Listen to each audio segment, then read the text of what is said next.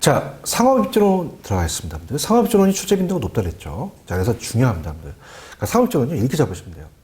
상업지 입지론은 크리스탈로의 중심지 이론이 먼저고요. 중심지 형성 과정이 있고 중력 모형이라는 게 있습니다. 네일리의 만류인력, 그 다음에 인력 법칙, 그 다음에 컨버스의 분기점, 그 다음에 우리가 허프의 확률 모형이라는 게 있거든요. 여기만 잡으시면 돼요. 그 다음에 상업지는 여기 잡아드리고요. 그 다음 우리가 소재 위치에 따라서에 대한 분류, 그 다음 상품 분류, 이렇게 해서만 나누면 이 상업지 파트는 끝난다고 보시면 돼요. 나머지 부분은 여러분들이 또 제가 기본서에서 확인시켜 드리도록 하겠습니다. 근데 입문서를 저는 이렇게 만들었냐면, 일단 나중에 가서는 이제 제가 아우트라인 잡고 기본서를 하고요. 다시 한번 입문서를 보면 입문서는 하나 전체적인 요약강이라고 볼 수 있어요. 그래서 그렇게 활용하시면 됩니다. 자, 들어가겠습니다. 상업입지론입니다. 자, 크리스탈러의 중심지 이론이 중요합니다. 연결시켜 볼게요. 상업입지론이라는 것은, 자, 크리스탈러의 중심지 이론이 먼저 나왔어요. 고정 쪽이거든요. 그래서, 자, 크리스탈러는 제가 이렇게 하겠습니다. 크리스탈러의 중심지 이론입니다. 중심지 이론. 자, 중심지 이론이면서 우리가 시험 문제에 중심지의 형성 과정을 얘기했다. 이렇게 얘기하거든요. 자, 그래서 우리 용어 정리가 중요합니다. 상권이라는 얘기 들어보셨죠? 중심지와 상권은 달라요. 자, 중심지는 시장을 얘기합니다. 중심지는. 자, 그래서 이렇게 점포가 있는 곳을 얘기를 해요. 자, 이건 이제 시장이다. 보통 상업지죠. 점포가 있습니다. 갑돌이가 슈퍼를 찾았다. 자, 그러면서, 자, 배우지라는 게 있습니다. 배우지는 상권이에요. 그래서 배우지는, 자, 고객이 존재하는 곳을 상권이라고 합니다. 자, 그래서 여기가 이제 상권이다. 자, 이걸 배우지라고 합니다. 배우지. 자, 이걸 이제 상권이라고 하죠.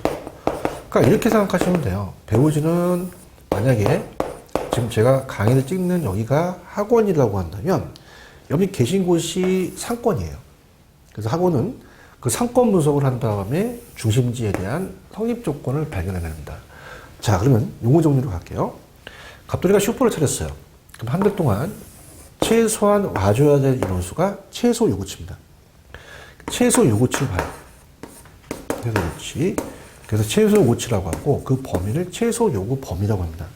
자, 그럼 이거는 누구나 얻을 수 있는 정상 이용만 얻을 수 있는 범위를 얘기를 해요. 근데 재화의 도달거리라는 건 뭐냐면, 자, 우리가 그 교통비를 들여서 소비자들이 최대 가겠다는 거리를 얘기를 합니다. 그러면, 자, 이거는 이제 짜장면 배달거리도 있죠. 똑같습니다. 재화의 도달거리예요. 그럼 재화의 도달거리 또는 범위라고 하거든요. 그래서 이거는 우리 시험 문제가 수요가 제로인 것을 얘기합니다. 수요가 전혀 없는. 그래서 중요한 거는, 자, 중심지가 형성되는 것이 중심지의 크기가 달라요. 고차는 대형마트, 중차는 중형마트, 저차는 우리 구멍가게인데요. 자, 그건 나중에 이제 설명하겠고, 가장 중요한 핵심적인 여기입니다. 중심지가 성립하려면 중심지의 성립 조건을 이제 봐요. 성립 조건. 자, 이게 핵심 포인트입니다. 자, 그럼 여러분 생각하시세요? 100명 하는 것보다 더 와줘야 된단 말이에요. 그러면 이 중심지로서 성립이 되려면, 자, 이 최소 요구치보다 재화의 도달 범위가 더 커야 됩니다. 그래서 이 재화의 도달 범위가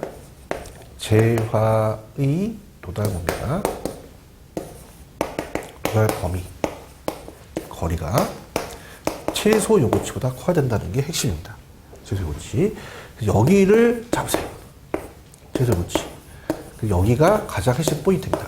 항상 우리가 학교에서 요구가 나오면 요구는 작아야 되거든요. 작습니다. 자, 35페이지입니다. 상업입지론 중심지론입니다. 자, 크리스탈의 중심지론은 3차 산업에 대한 입지, 우리가 서비스업인데요. 의의갑니다. 자, 크리스탈로는 중심지론은, 크리스탈로가 이제 배우지가 상권이에요. 제어형을 공급하는 중심지 분포, 계층, 구조에 따라서 공간적 규칙성을 규명하는데요. 자, 가장 중요한 게 이제 밑에 중심지 형성 과정을 설명하는데 중심지입니다. 중심지는 상점들이 우리가 서로 밀집되어 있는 지역, 시장이나 도시를 말하고요. 중심지 기능은 그 주변의 배우지에게 재화 서비스를 제공해요. 자, 그러면 배우지라는 건 뭘까요? 상권입니다. 중심지로부터 재활용을 제공받는 지역이죠. 그럼 최소의 고치는 아까 100명 정도 와줘야 현상 유지를 하잖아요. 그래서 중심지가 그 기능을 유지하고 계속 존립하기 위해서 이윤을 발생시킬 수 있는 최소한의 수요 수준, 판매 수준입니다. 근데 재화의 도달 거리는 뭐예요? 자, 우리가 수요자들이 최대한 교통비를 갖고 이걸 가지고 통행하겠다는 거리입니다. 자, 예를 들어서 대형마트가 이제 고차 중심지인데요. 여기 만약에 이마트가 있다. 그럼 그 지역의 이마트를 가지 다른 지역을 가지 않죠. 그래서 재화의 도달 범위는 소비자가 물품 구입을 기꺼이 교통비를 지불하고 오는 최대한의 거리다. 그래서 수요가 제로인 것이다. 그렇게만 보시기 바랍니다. 그러면 자, 성립 조건만 좀 볼게요. 중심지의 성립 조건은 C, 항상 재화의 도달거리, 최소 고치가 재화의 도달거리 내에 있어야 되고요. 재화 도달거리가 최소의 고치가 더 커야 된다는 게 키포인트입니다. 그렇게 잡으시고요. 자, 그 다음에 이제 이번에 중력 모형이라는 게 들어서요. 자, 이제 이론이 다르죠.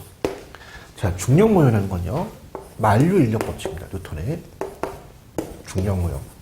그래서 네일리가 시초입니다. 네일리의 소매 인력 법칙이 스타트가 되는 거죠.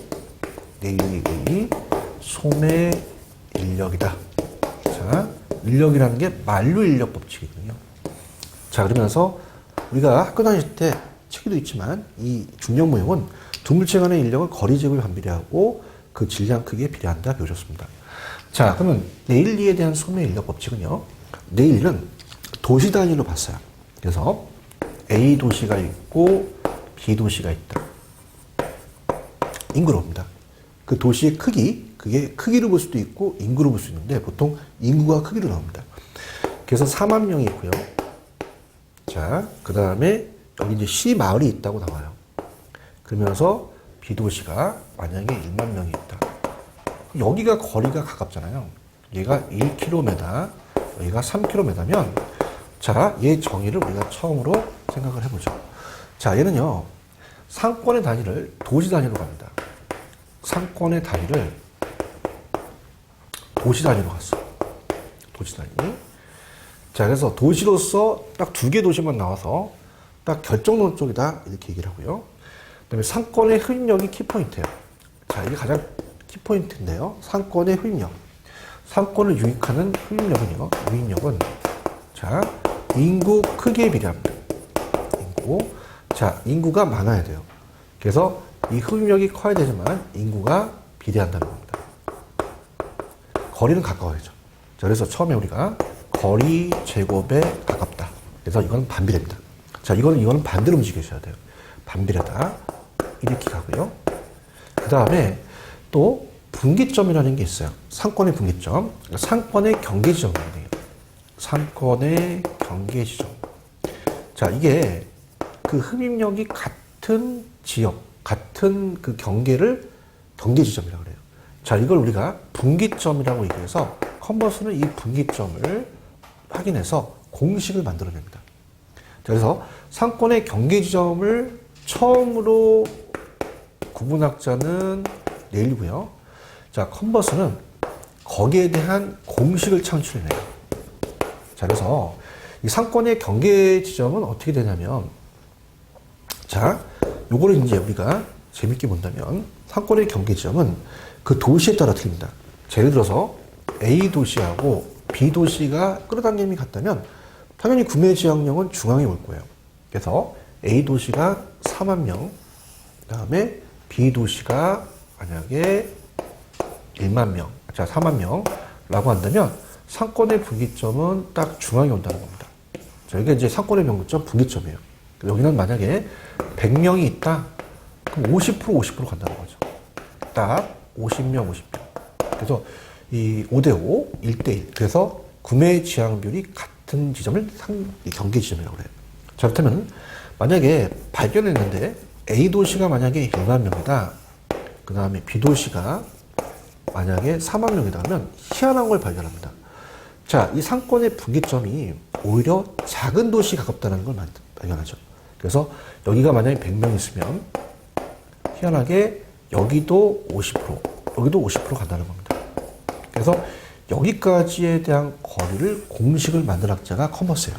우리가 학교 다닐 때 컴퍼스라는 게 있잖아요. 컴퍼스는 건 재는 거잖아요. 그럼 컴버스나 비슷하니까, 컨버스의 분기점 모형이라는 건 쟤구나. 이렇게 보시는 거죠. 그래서 네일리 컨버스까지만 볼게요. 들어간다. 자, 중력 모형이에요. 자, 그럼 여기서 중요한 거는 우리 크리스탈로는 중심지에 대한 형성 과정을 얘기했지만 얘네들은 중심지의 모형은 중심지 간의 상호작용입니다. 끌어당긴 유인력이죠. 그래서 네일리로 갑니다. 소매 인력. 자, 네일리는 어떻습니까? 밑에 크기라는 게 인구라면 크기 인구에 비례하고 거리제곱에 반비례한다. 자, 그럼 상점에 아니면 그 크기가 인구가 많을수록 좋고요. 거리는 가까울수록 좋죠. 멀수록 작아집니다. 자, 그러면 우리가 보통 고차라는 자체가 저차보다 크거든요. 그걸 마주 앉았을 때 저차에 가깝죠. 그래서 이 상권의 분기점은 작은 쪽에 가깝다. 구매 지향 비율, 인구 유인 비율은 자, 어떻습니까? 도도시의 인구에 비례하고 거리제곱에 반비례한다. 자, 그럼 컨버스 갈게요. 컨버스는요, 그 상권의 분기점을, 자, 컨버스의 수정 소매 인력은 컨버스의 분기점이 나오는데, 자, 얘는 두 경쟁 사이의 분기점 확인할 수 있도록 네일리 중력 모델을 수정해서 밑에 공식을 확인합니다. 됐죠? 그래서 이 상권의 분기점은 그 점포에 대한 구매 지향이 같다는 것으로서 같은 거리를 지었다. 이렇게 보시면 되고요. 근데 이제 허프라는 애가 튀어나옵니다. 자, 허프라는 애는 이 중력 모형으로 이제 연결이 되는데요. 허프는 네일리 이론을 받아들이긴 했어요. 했지만 비판을 하는 거죠. 자, 비판을 하면서 자, 네일리, 네 말이 맞아. 중력 모형이라는 건 크기에 비례하고 우리가 거리 제곱엔 반비례해. 근데 난 이렇게 생각한다. 네일리야. 어떻게 생각하냐면 허프는 확률 모형을 주장합니다. 그래서 허프의 소매상권 이론이에요. 그래서 허프는 확률 모형을 이용합니다. 그래서 소매에 대한 소매 인력이 아니라 소매 상권 이론입니다. 그래서 소매 상권 이론입니다. 네일리 이론은 맞지만, 자, 얘는, 자, 그 단위를 도시 단위로 하는 게 아니라 상권을 점포 단위로 합니다. 점포 단위. 그러다 보니까 상권 이론으로 간다는 거죠. 상점에 대한 거. 자, 그러면은 그 점포 단위로 간다는 건요, 매장 면적으로 봐요. 그래서 고객에 대한, 자, 상권의 흡입력은요, 얘는 유인력으로 한번 해볼까요? 유인력은요, 자, 인구가 아니라 매장 면적일 것이다. 그래서 매장 면적에 비례합니다. 그래서 매장 면적이 클수록 유인력이 크다는 거고요. 자, 재밌는 거는 거리의 제곱이 아니라 마찰 계수예요. 마찰 계수라고 얘기한다는 것은요. 자, 들어보시면요. 자, 이 네일리는요, 이론이 처음 나왔지만, 자, 여기는 가깝지만 산이 있고 강이 있으면 자연적 장애 요인이 있다는 거예요. 그럼 건너가기가 힘들죠. 그래서, 야, 제곱은 평지만 제곱이지 않니? 물리적 거리가 아니라 시간적 거리를 봐야 되지 않니? 라고 합니다. 그래서 항상 얘는 마찰 계수가 나옵니다. 그리고 이면 2승을 해주는데 거의 2승이 나왔죠. 그 다음에 시장 점유율이라는 얘기예요. 그러니까 시장의 점유율을 얘기합니다. 그래서 얘는 확률이니까 좀 편법으로 간다면 히읗이니까 허프는 확률이죠. 이렇게 잡으시고요. 그럼 시장 점유율은 어떻게 하냐면 우리가 확률로 봐요. 그러니까 예를 들어서 자, 네일리는 두 개에 대한 소도시만 봤어요. 근데 얘는 대도시를 말합니다. 그럼 대도시 안에 고객을 끌어당기는 상권의 흡입력은, 자, 고객이 만약에 여기 100명이 있다고 봐봐요. 그럼 우리가 홈플러스와 이마트가 있으면은 중간에 경쟁업체가 들어오면 얘 유인력이 떨어집니다. 경쟁 점포수가 작아야 되고요. 매장 면적이 커야 되고 거리가 가까워야 돼요. 그러면서 우리가 롯데마트가 생겨나 봐요. 그럼 홈플러스에 대한 매장 면적은 크니까 우리가 이제 보는데, 자, 유인력을 봐요. 유인력은 이거죠. 매장 면적은 비례하고 거리에 마찰 계수에 반비례한다. 그럼 유인력이 다 나올 거예요. 그럼 쉽게 가기 위해서 계산을, 얘가 유인력이 50을 끌어당기고요. 얘가 30이고 얘가 20이라면 전체가 100이잖아요. 그래서 우리가 이 시장 점유율이라는 것은 밑에 다른 것들을 다 집어넣습니다. 그래서 홈플러스, 이마트, 롯데마트를 넣으면은, 자, 우리가 홈플러스를 알고 싶죠. 그럼 50%의 시장 점유율을 확인하는 거죠. 자, 그래서 얘가 50, 그 다음에 어떻습니까? 30, 20이니까 자, 50%의 시장 점유율을 가더라. 50명이 가더라. 라는 얘기입니다. 자, 그럼 허프는요? 자, 이것만 주의 있게 보세요. 히읗이니까 확률이죠. 자, 소매상권 이론이다. 그 다음에 A. 자, 레일리와 컨버스의 중력을 발전시켜서 확률적 모형을 제시했다. 자, 그래서 자, 어떻습니까? 자, 이거는 이제 중요한 거는 어디가 중요하냐면 내용이에요. 자, 허프는 어떤 지점에 입지하고 있는 소비자의 특정 지역에 점포에 갈 확률이죠. 소비자의 행성지의 거리가 가까워야 되고 경쟁 강화하고 있는 점포 수가 작아야 되며 점포의 크기는 커야 되죠. 이걸 결정한다는 거죠. 자, 그래서 우리가 허프는 소비자의 유인력은 반드시 거리 제거에 반비례한 건 아니다. 현실적인 장애물이 있기 때문에 우리가 고 C에 보시면 레일리와 컨버스의 마찰 계수 2로 고정시켜 분석하였으나 허프는 상품의 종류, 도로교통 사항에 따라 마찰 계수가 변할 수도 있다는 거죠. 고정시키지 않는다는 얘기입니다. 그래서 그렇게 우리가 시장 점유율이 확률이죠. 그래서 다수의 경쟁 업체가 입지하면서 이론적 매상고를 또 추출합니다. 그래서 여기는 시장 점유율이라는 게 있죠. 자, 예를 들어서 A, B 매장이 있다. 그럼 A에 갈 확률이다. 시장 점유율. 그럼 A와 B의 그 매장 면적과 거리의 제곱을 한다면 자, 유인력이 막 50, 50이면 당연히 50%가 되겠죠. 50, 50이 내려가고요. 50이 올라가니까 100분의 50은 50%가 끌어당깁니다. 이 정도만 보세요. 그 다음에 제가 앞쪽에서 분명히 얘기했지만 상업지에서는요. 점포의 유형이 중요합니다. 여기 잡으세요. 그래서 우리가 점포의 유형을 입문 과정에서 암기를 하셔야 됩니다. 자, 점포의 입지라는 것은요.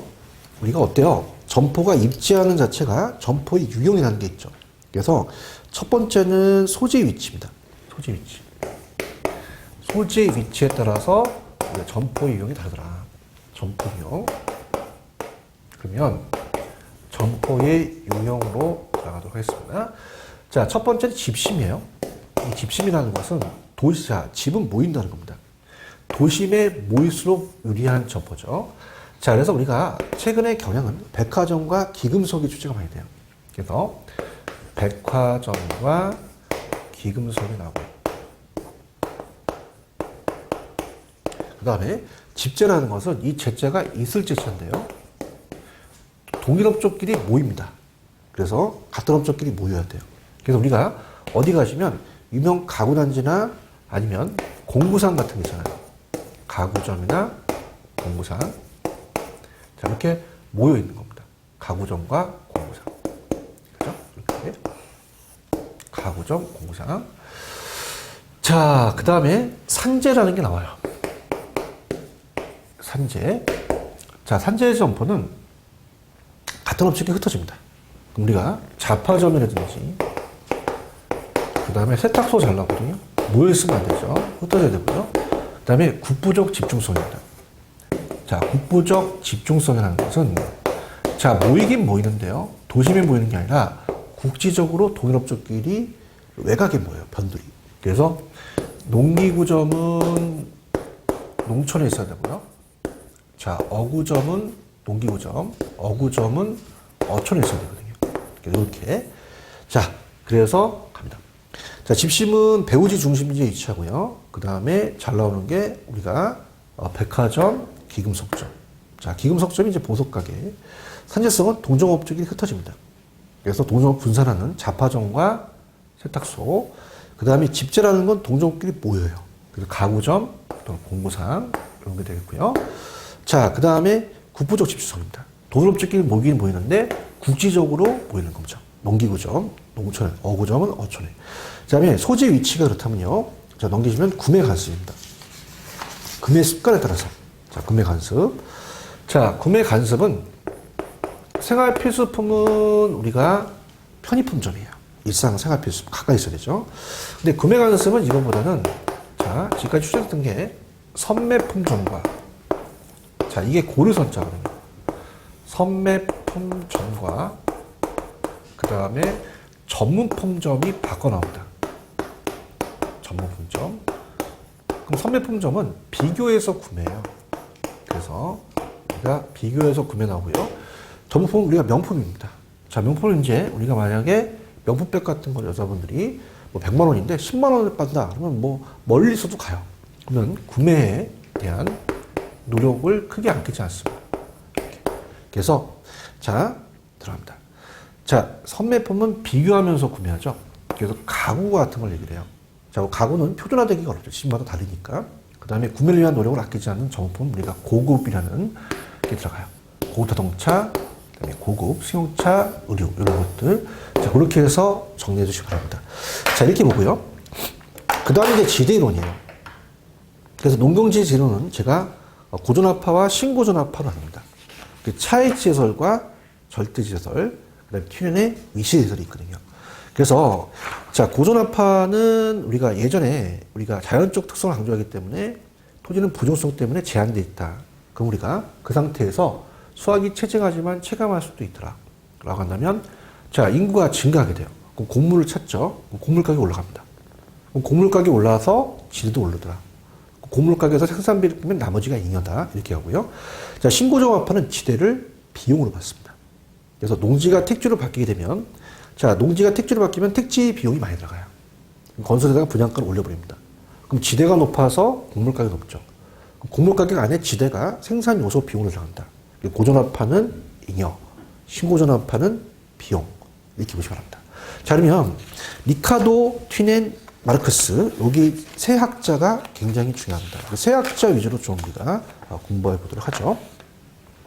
자, 그러면 우리가 나중에 이제 기본서가 나오면 뭐 그림도 나오고 막 그릴 거거든요. 그래서 농경지대 지대론을 우리가 가볍게 봅시다. 농경지는요, 농사를 짓는 농경지 지대론입니다. 자, 그럼 가볍게 차액 지설이라는 게 나와요. 그럼 차액이라는 자체는 자, 이렇게 암기하시는 게 좋습니다. 차액은 비옥도의 차예요. 비옥도에 따라서 차이가 생겨서 금액이 차익이 생기더라. 그러면 금액이 많은 쪽은 농사짓기 좋고 금액이 안 나오는 건 농사짓기 어렵거든요. 그래서 비옥도는 도 들어갔으니까 리카르도가 들어가는 거예요. 리카르도가 얘기합니다. 그래서 얘는 고전압파예요. 그래서 고전압파여서 지대를 잉여로 봅니다. 그래서 생산물 가격이 높기 때문에 지대가 높다 이렇게 얘기하죠. 그래서 이렇게 보시면서 특히 한계지라는 것은 아주 지대가 낮은 데는 아예 지대가 제로일 수가 있어요. 지대가 제로다. 이렇게 해서 보시는 게 키포인트 같고요. 근데 이 마르크스의 절대지설이라는 걸 나중에 배우실 겁니다. 절대지설은 자 마르크스는 자본주의가 만들어져요. 그래서 토지의 소유권이 강조합니다. 소유권으로서 강제적으로 요구할 수 있죠. 그래서 자 이건 마르크스가 얘기합니다. 마르크스. 그러면서 한계지에도 절대다 보니까 한계지에도 지대가 발생한다는 얘기죠. 자 그래서 제로가 아니라 발생하지 않는 게 아니라 자 발생한다는 겁니다. 자 그래서 얘는 신고전압파라서 자 얘는 우리가 비옥도에 따라서 곡물 가격이 높으면 지대가 높다. 이제 앞쪽에서 제가 신고전압파는 비용이라고 했잖아요. 비용, 생산 요소 비용은 지대가 높아서 땅값이 비싸니까 분양가도 올리더라. 곡물 가격에는 지대는 생산 요소 비용이다. 이렇게 보시는 거죠. 자, 그다음에 이제 튜렌 학자를 배웠어요. 튜렌은 수송비를 강조합니다. 그래서 수송비 절약이 곧 지대다. 이렇게 해서 위치 지대설입니다. 위치가 수송비에 대한 위치 지설. 그래서 입지교차 지설이라고 얘기하는데요. 여기까지 보시면 됩니다. 자, 그럼 우리가 가볼까요? 가장 핵심적인 애들. 자, 차익설 리카도입니다. 비옥도가 들어갔죠. 일본의 토지의 비옥도와 위치. 비옥도 위치예요. 그래서 중요한 거는 자, 어떻습니까? 이 차익지대라는 거죠. 그래서 비옥도의 차이에서 차익이 생긴다는 거고요. 그럼 비옥도의 위치의 차이, 비옥도의 희소성, 비옥한 토지 희소하니까 수확 체감 없지, 수확이 체증하다 체감하니까 지대가 낮은 한계지가 생길 수 있다는 거죠. 그러면 우리가 밑에 지대라는 것은 토지의 임대료인데 매상구에서 생산비를 빼면 돼요. 그럼 가장 중요한 게 4번 곡물 가격이 지대를 결정하죠. 그럼 지대는 토지 생산물 가격에 의해서 결정된 결과이지 그 가격을 결정하는 원인이 될 수 없다는 겁니다. 비용이 아니라는 거죠. 지대를 잉여로 받다는 거. 자, 그 다음에 얘는 한계지에도 지대가 발생하지 않죠. 그래서 3번 한계지라는 것은 매상고가 1,000원이면 생산비도 1,000원이에요. 그럼 한계지는 지대가 제로라고 말씀드렸죠. 근데 마르크스입니다. 밑에 4번에 마르크스 연결할게요. 마르크스는 절대입니다. 절대. 그럼 소유권을 요구해요. 강제적으로.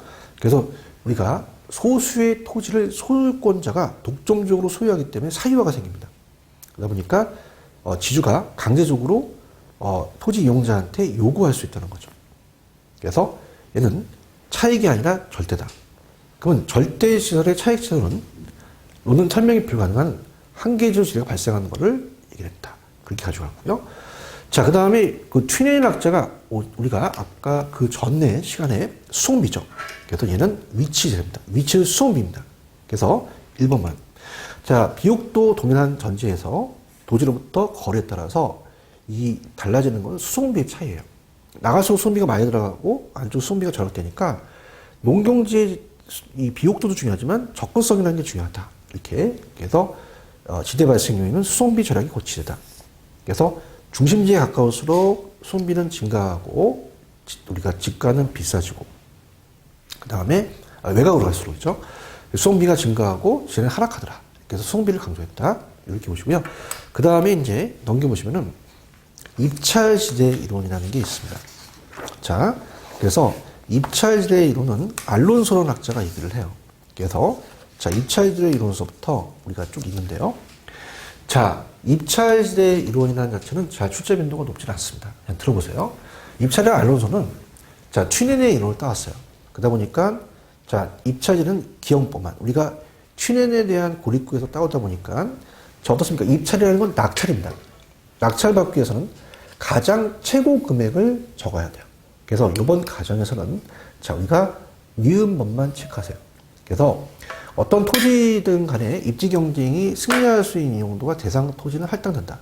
그래서 튀넨도 안쪽일수록 지대가 높으면 수송비가 절약되잖아요.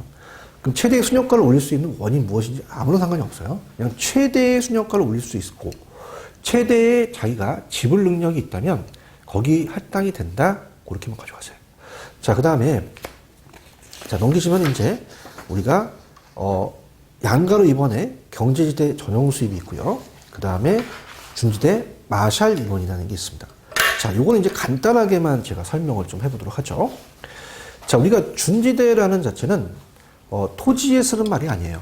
그래서 이걸 이렇게 비교하겠습니다. 자, 준지대라는 것은 토지에 준한다. 그래서 마샬이라는 학자가 얘기하는데요. 자, 이거는 인간이 만든 기계입니다. 기계, 기구. 농기구 같은 것도 임대를 받잖아요. 이 지대라는 건 토지의 임대를 얘기하거든요. 자, 그러면서 얘는 자, 기계라는 것은 자, 어떻습니까? 거기에서 나오는 지대라는 것은 고정 수익이다. 고정 요소 수익이기 때문에 이 순수익이라는 지대가 준지대라는 것이 총수익에서 가변 비율을 뺏게 되면은 우리가 일시적으로 생기지 장기적으로 안 생긴다. 그래서 우리가 영구적이라고 하면 안 돼요. 일시적으로만 생기는 거죠. 자, 그 다음에 어떻습니까? 단기적으로만 발생하더라. 자, 장기적 하면 안 됩니다. 장기적이 아니라 단기적으로만 발생한다. 이렇게 잡으시고요.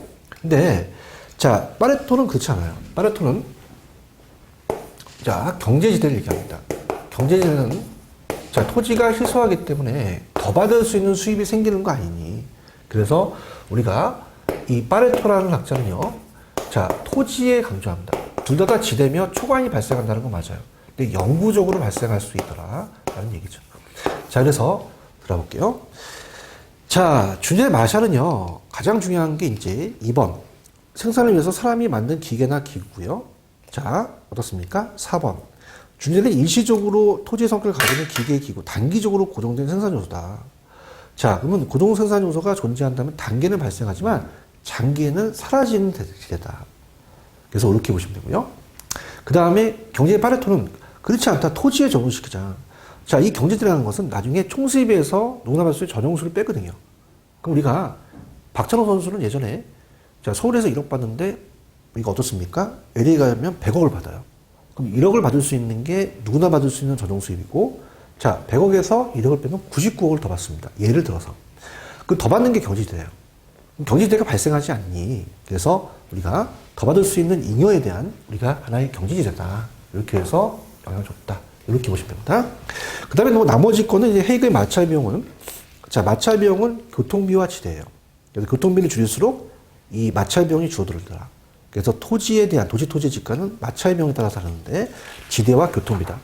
그럼 교통상이 좋을수록 마찰이 적어지겠죠. 그럼 토지 이용자는 마찰 비용으로 교통비와 지대를 또 지불하게 된다. 이렇게 해서 또 그런 식으로 보시면 됩니다. 자, 이렇게 연결하겠고요. 입지는 이 정도만 하시면 됩니다. 그럼 다음 시간에는 자, 그 입지의 파트에 영향을 줘서 도시 공간이 만들어지는 모습을 또 설명하도록 하겠습니다. 자, 여기까지 하고요. 다음 시간에 뵙도록 하겠습니다. 감사합니다.